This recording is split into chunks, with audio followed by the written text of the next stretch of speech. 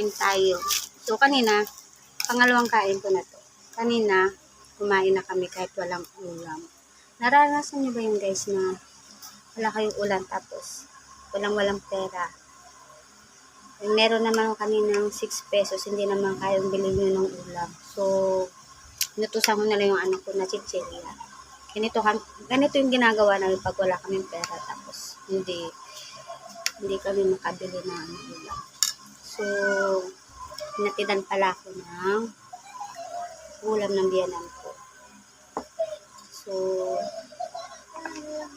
papakain ko ulit ang aking baby dahil mahilig siya kumain na may sabaw. Lalo na kung gulay. Marami ang nakakain. So, ayan siya.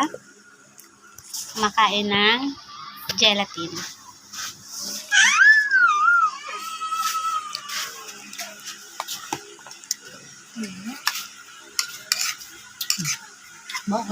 Kain tayo.